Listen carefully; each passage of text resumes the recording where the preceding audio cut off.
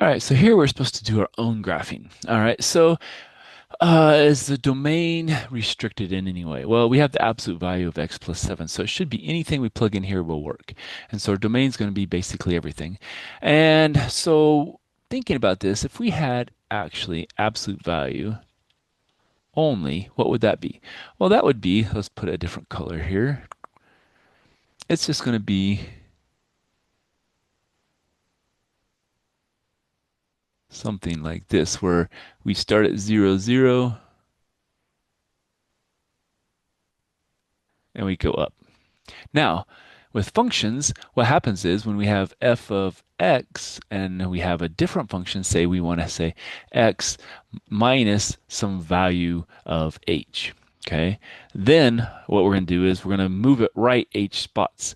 But if we have, in this case, absolute value of x minus a minus h, instead of moving it right, we're going to move left because a minus h or minus a minus 7 in this case is going to be plus 7. And so what's going to happen is we're actually going to be moved to the left 7 spots. So our instead of having it at 0, 0, it's going to be right here is going to be our vertex. And from there, everything else is the same. All we've done is we've shifted it to the left. And so now what we can do is we can just draw our graph up here, go up, and we can draw our graph going this direction and go up.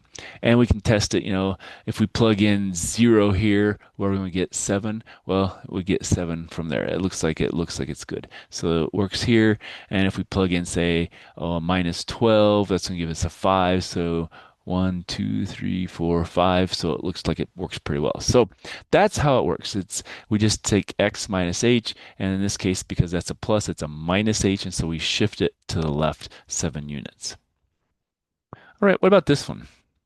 Okay, well, before we've seen that when we had f of x equals x squared, we have something that goes up like that. And then when we had f of x equals a minus x squared, well, then basically it went down the other direction.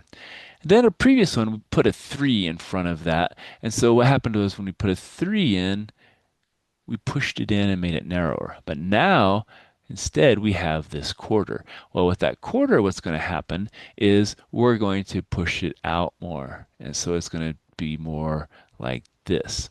Okay. So let's go ahead and get our first point, our 0, 0. And so let's get some points here. So if we take a 4 and square it, that's 16 divided by 4 is going to be a 4. So 4 minus 4 is going to be a point. And if we plug in a minus 4 and square it, it's going to do the same thing, except it's going to be right here. Oops, it's going to be right there. And then if we do, can we get the 8 in here? That's going to be the question. So 8 squared is 64 divided by the 4 at 16. Yeah, so that'll work. So the 8 is going to give us a minus 16. And then the plus 8 is going to give us a minus 16.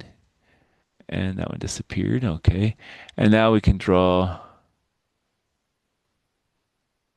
a parabola based on that.